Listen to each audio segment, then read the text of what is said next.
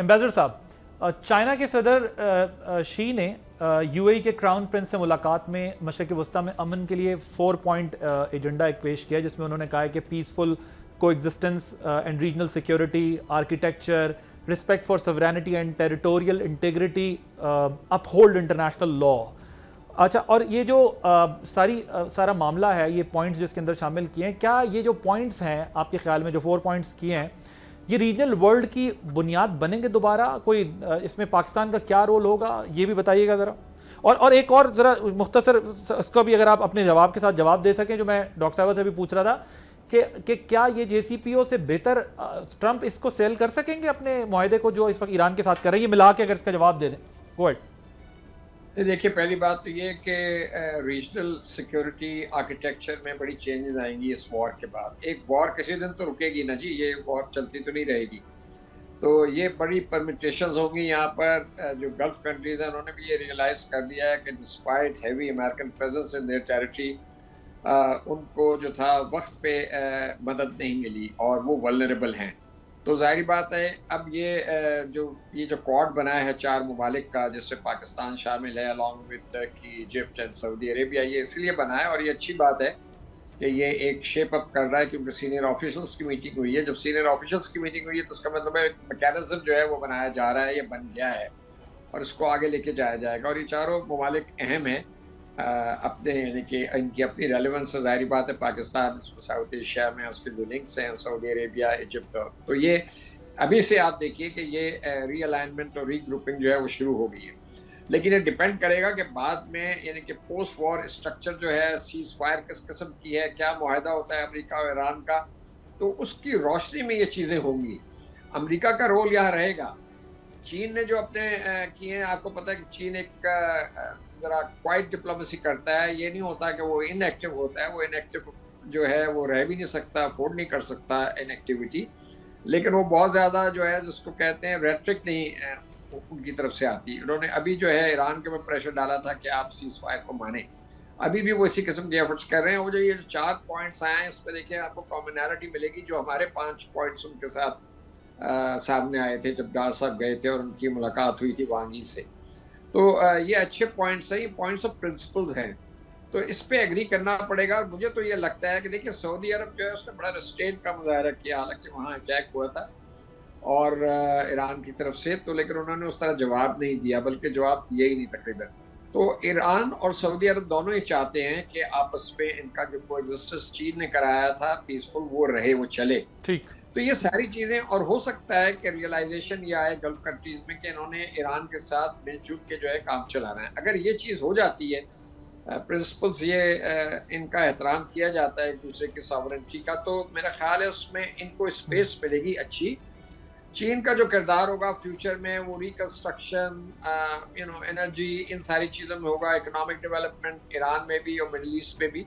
तो चीन के पास ये हेफ्ट है, उसकी कैपेसिटी है। ठीक। जहाँ तक न्यूक्लियर का इशू है जी, न्यूक्लियर पे तो अगर मुआहदा नहीं हुआ, ये तो कोशिश मेरे ख्याल है इसके ऊपर हो रही है। मारिया सुल्तान साहिबा ने बहुत अच्छा तज्जिया पेश किया है, वेरी प्रोफेशनल एनालिसिस।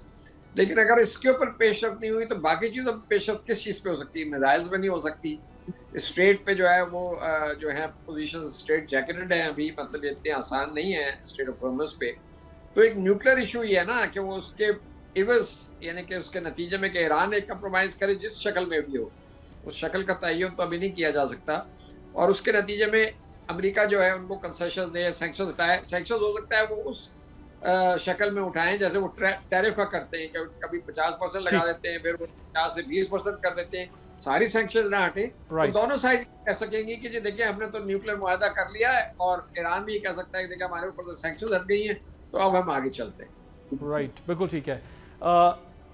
एडमिरल साहब, अभी चाइना ने जो एक लेजिस्लेशन की है और कहा है कि अब अगर यूनिलैटरली उनके इंटरेस्ट को किसी ने डैमेज किया या कोई नुकसान पहुंचाने की कोशिश की तो अब चाइना रिएक्ट करेगा। How do you see this legislation and statement? और फिर एक और बात जो अभी रनिंग आउट ऑफ टाइम, मैं चाहता हूँ दोनों आप सवालों के साथ जवाब दें कि ईरान मिस एडवेंचर से पावर प्रोजेक्शन की अमेरिकन कैपेसिटी को कितना डैमेज पहुंचा है और इसका इम्पैक्ट क्या होगा फ्यूचर में?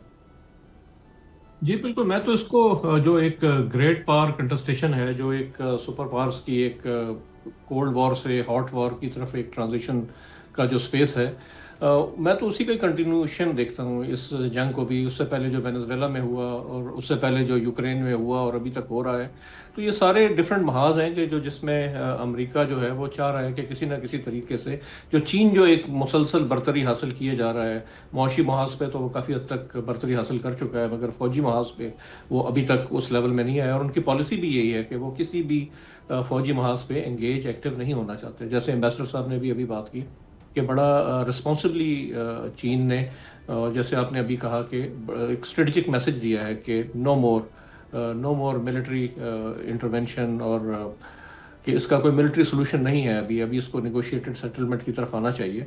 तो ईरान ने जो एक स्टेप लिया है, उन्होंने मार तो बहुत खाई है, लेकिन उन्होंने मेरे ख्याल में एक बहुत बड़ा डेंट डाल दिया है इस वक्त अमेरिका के। जो एक यूनिपोलैरिटी तो ख़त्म हो चुकी है, मगर उसका एक डिक्लाइन में एक बहुत बड़ा इसका किरदार है इस मार्के में। आपने देखा कि जो ट्रांस अटलांटिक एक रिफ्ट पैदा हुई, जो नेटो की एक तरह से डिसोल्यूशन की तरफ जा रहे हैं, जो डिसोल्यूशनमेंट हुई यूरोपियन यूनियन की और अमेरिका की एलाइज की, ये बहुत बड़े स्टेप्स हैं अगर देखा जाए तो। आई डोंट नो कि अमेरिका इससे रिकवर कर सकेगा कि नहीं in foreseeable future. Right, thank you so much Masood Khalid साहब, डॉक्टर मारिया सुल्तान साहिबा, रियर एडमिरल इकबाल साहब, आप तीनों का बहुत शुक्रिया। ये प्रोग्राम के एंड में हम सिर्फ यही बात कहना चाहते हैं कि अब इन कंट्रीज़, इन गल्फ़ कंट्रीज़ हों, यूरोपियन कंट्रीज़ हों, वो अब चाइना की तरफ देख रहे हैं, और यूरोप और रूस जो है वो भी चाइना की तरफ जो है देख रहा है और उसके साथ अपनी अलाइनमेंट बना रहा है। सो पाकिस्तान के प्राइम मिनिस्टर का भी एक्सपेक्टेड है एक विज़िट रशिया का। सो देखते हैं आगे क्या होता है। सूरत हाल बड़ी दिलचस्प है क्योंकि इस मुआहदे के बाद उसके जो असरात होंगे, और चाहे वो सफारती महाज पे हों, चाहे वो दिफाई महाज पर हों, या फिर वो मुआशी महाज पर हों, वो मुख्तलिफ होंगे। दुनिया पहले जैसी नहीं रहेगी। सब्सक्राइब करें और बेल दबाएं ताकि कोई खबर रह न जाए।